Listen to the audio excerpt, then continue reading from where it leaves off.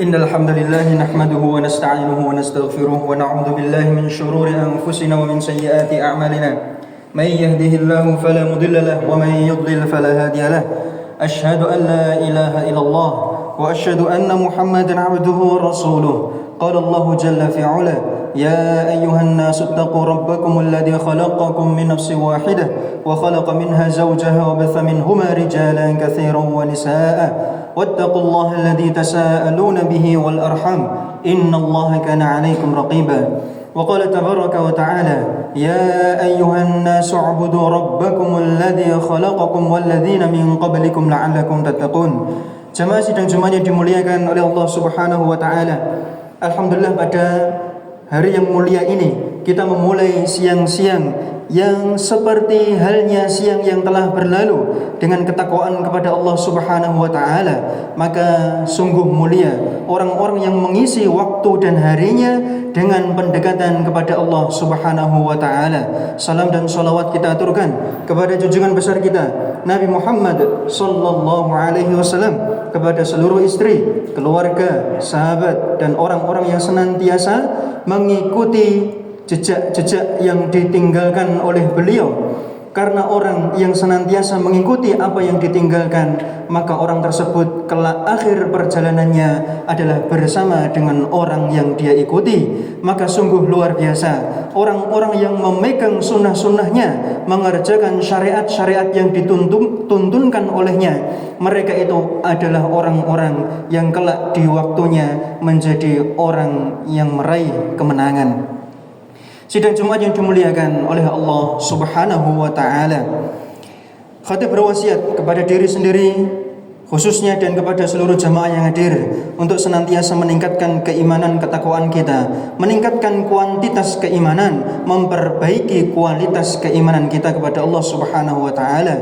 Karena tidak ada jalan yang lebih mulia, yang lebih dituntunkan dan dituntut oleh syariat kecuali seorang hamba yang setiap harinya berlalu keadaan dirinya terus membaik untuk mendapatkan kedudukan di sisi Allah Subhanahu wa taala. Jemaah sidang Jumat yang dimuliakan oleh Allah Subhanahu wa taala, kita hidup zaman sekarang, hidup di zaman penuh digital dan modernisasi. Kehidupan kita dikelilingi oleh media sosial. Anak kita disibukkan dengan game-game yang ada di tangan dia. Apa yang kita berikan kepada mereka, mereka gunakan untuk kesenangan mereka. Betul, diperbolehkan karena itu adalah perkara mubah. Namun apa yang kita berikan kepada mereka tentunya tidak luput dari kebebasan yang mereka gunakan dari teknologi di tangan mereka. Kesehatan mental anak-anak kita dipengaruhi dengan apa yang mereka gunakan dan mereka pegang setiap harinya. Kita lihat anak kita lebih sering memegang apa yang namanya HP dan gadget atau PS untuk mengisi waktu-waktu mereka yang mereka mengatakan bahwa itu waktu istirahat mereka. Padahal kalau ditanya sebenarnya waktu istirahat yang mereka gunakan itu adalah sesuatu yang mereka kerjakan sebelumnya, itu pun bukan waktu yang digunakan untuk kemanfaatan. Betul, kesenangan yang hadir sebelumnya tidak digunakan untuk kemanfaatan. Betapa kita zaman sekarang melihat anak-anak kita yang dipenuhi dengan teknologi, sekolahnya pun juga tidak bagus-bagus amat. Mungkin belajarnya mungkin lebih rajin zaman kita kecil dahulu daripada anak-anak kita zaman sekarang. Maka keadaan umat ini, generasi menuju ke depan, ternyata kualitasnya tidak sebanding dengan kemajuan zamannya. Maka kalau seandainya apa yang kita dapati dari anak-anak kita, dari kemajuan teknologi itu tidak diiringi dengan kemajuan keimanan, yaitu iman, pendidikan dan teknologi tidak selaras, maka yang ada adalah kemunduran generasi umat Islam. Betul, kita membicarakan generasi penerus kita. Lalu bagaimana keadaan yang mengkhawatirkan di zaman sekarang ini? Ternyata sumber masalahnya ternyata bukan anak-anak kita. Ternyata orang tua pun juga terbawa oleh keadaan. Mereka merasa bahwa pekerjaan penat dari pagi sampai sore, maka mereka merasa harus mencari waktu-waktu tersendiri untuk menghilangkan kepenatan. Maka akhirnya di malam hari, sore hari, orang tua memegang HP, anak pun juga sampai malam sibuk menghabiskan waktu dengan yang namanya HP. Lalu ternyata jam-jam berlalu dalam keseharian kita, pendidikan yang kita berikan ternyata hanya sebatas uang sekolah yang kita keluarkan, dan tidak ada namanya jaminan pendidikan di sekolah itu seperti yang kita inginkan. Betul, anak-anak sekolah mereka itu pergi menimba ilmu, ternyata pondasi utamanya harusnya ada di rumah. Jika di rumah bagus, maka kita tanyakan anak-anak yang memiliki prestasi bagus di sekolah, pasti di keluarganya pun juga bagus. Maka khotib mengajak bahwa keadaan umat Islam ini yang di mata kita itu ternyata jauh dari apa yang kita harapkan adanya kemajuan bagi umat ini, ternyata sumbernya bermula dari rumah-rumah kita. Kita harus memperbaiki apa yang ada di rumah kita. Sebelum kita memperbaiki orang lain, ternyata orang tua harus memperbaiki dirinya sendiri. Jika seandainya orang tua memerintahkan anaknya untuk belajar, tapi orang tua sendiri tidak mau menemani untuk mereka belajar, maka hasilnya mana yang ingin didapatkan? Maka pendidikan tidak akan pernah didapatkan. Tidak akan pernah didapatkan hasilnya. Karena ternyata kita sendiri sibuk dengan apa yang namanya digital dan gadget sebagainya. Apa yang dihasilkan dari keadaan tadi? Ternyata keadaan tadi ditimbulkan oleh sesuatu yang membuat semakin parah. Kita membiarkan anak kita belajar dengan apa yang dia pegang. Kita membiarkan anak kita belajar dengan teman-temannya yang tidak tahu pelajaran apa yang diambil dari kehidupan. Ternyata apa yang di tangan mereka itu mengandung pornografi, kekerasan, konten-konten di media sosial yang secara tidak langsung mereka rekam dan ternyata mereka akan praktekkan dalam kehidupan nyata. Yang mereka bayangkan kehidupan bahagia adalah kehidupan yang ketika mereka melihat HP itu adalah kehidupan yang penuh dengan materialistik. Hidup tidak akan bahagia kalau tidak punya mobil. Hidup tidak akan pernah bahagia kalau tidak pernah jalan-jalan menuju ke tempat wisata. Hidup tidak akan pernah bahagia kalau orang tua saya tidak memberikan uang saku yang banyak. Yang mereka lihat adalah orang-orang yang sengaja membuat konten-konten yang tentu orang kalau membuat konten video itu yang bagus-bagus. Maka di pikiran mereka, orang tua saya tidak akan pernah bagus kalau tidak sesuai dengan apa yang saya lihat di tangan saya, yaitu gadgetnya. Maka pendidikan lepas dari kita. Generasi mana yang kita harapkan jika mereka melihat apa yang di tangan mereka lebih banyak diserapnya daripada nasihat-nasihat orang tuanya. Betul, kita ternyata waktunya tidak ada untuk ngobrol dengan anak. Semenjak anak masuk ke SMP lepas dari kita sampai kita tua, tidak pernah ada yang namanya ngobrol. Anak saya tidak bisa diajak ngobrol. Berarti bukan anaknya kedewasaannya belum nyampe. Berarti orang tua kita yang belum belajar bagaimana mendekati anak kita. Betul, kita mendidik anak kita sebagaimana kita dididik oleh orang tua kita. Padahal zamannya berbeda. Maka generasi Islam yang mana yang kita harapkan? Apa yang ditimbulkan dari pendidikan orang tua yang tidak muncul, yang tidak ada, rumah isinya kosong karena dipenuhi dengan kemajuan teknologi, TV kabel, satelit, HP, wifi, semua ada, betul. Tapi ketika tidak dimanfaatkan, yang ada rumah adalah sepi tanpa kata-kata. Maka efeknya apa? Orang tua yang tidak belajar, anak yang dididik dengan HP-nya dan internetnya, apa yang terjadi? Nilai adab hilang dari tangan-tangan kita. Nilai adab hilang ketika anak tidak menghormati orang tuanya. Lalu anak menyalahkan, lalu orang tua akan menyalahkan siapa? Manusia cenderung menyalahkan orang lain daripada menyalahkan diri sendiri. Ternyata seandainya jika dia melihat, maka generasi umat Islam direndahkan oleh keluarganya sendiri. Dimulai dari keluarganya sendiri.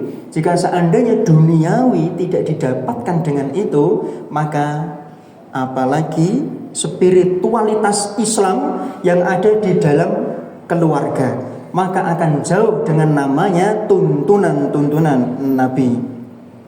Jamaah, sering kita mendengar ya ayyuhalladzina amanu qu anfusakum wa ahlikum nar. Sering kita mendengar kullukum ra'in wa kullukum mas'ulun an ra'iyati. Kita sering mendengar di riwayat Bukhari Muslim surat At-Tahrim. Kita sering mendengar bahwa kita diperintahkan Allah dan Rasul kita Muhammad SAW untuk mempertanggungjawabkan apa yang ada di bawah tanggungan jawab kita di dunia ini. Kita diperintahkan untuk mempersiapkan apa yang mereka akan wariskan, apa yang akan kita wariskan kepada mereka dari keimanan. Ketika kita meninggal, apakah kita ada jaminan mereka akan meneruskan keimanan kita? Apakah ada jaminan ketika kita meninggal mereka akan mendoakan kita? Lalu apa yang kita harapkan dari sekian banyak uang yang kita habiskan, dari sekian banyak perhatian cinta yang kita berikan, namun ternyata ketika kita meninggal anak-anak kita melupakan kita. Kalau kita tanyakan di hari yang mulia ini, orang tua kita yang mendahului kita umurnya, habis waktu umur mereka di dunia, apakah kita sudah mendoakan mereka? Ataukah cukup dahulu ketika meninggal 1, 2 hari, 3 hari kita mendoakan, lalu ternyata tahun-tahun berlalu kita melupakan? Apakah itu hasil dari pendidikan keimanan kita? Tidak.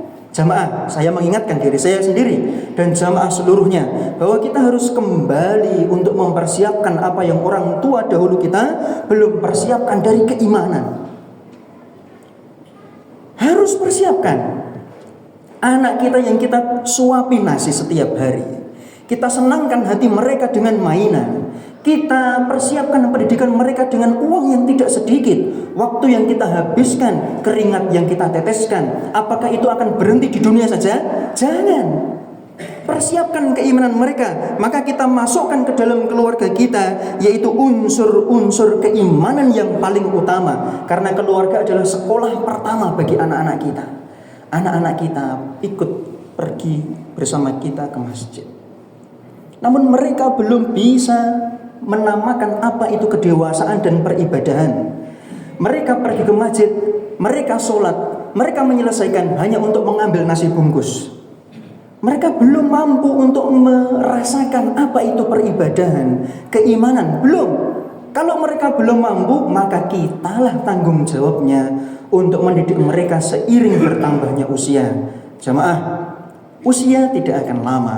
Anak kita pun mungkin akan meninggalkan kita lebih dahulu. Lalu ternyata warisan apa yang kita tinggalkan bagi keluarga kita?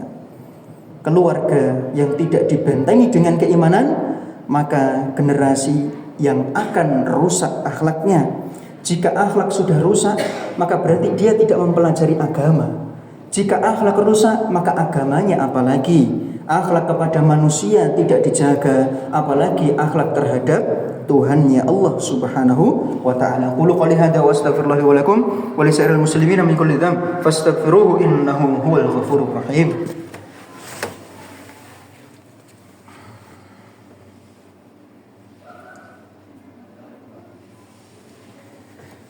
Alhamdulillahirabbil alamin. Wassalatu wassalamu ala nabiyyina Muhammadin wa ala alihi wa ashabihi ajma'in.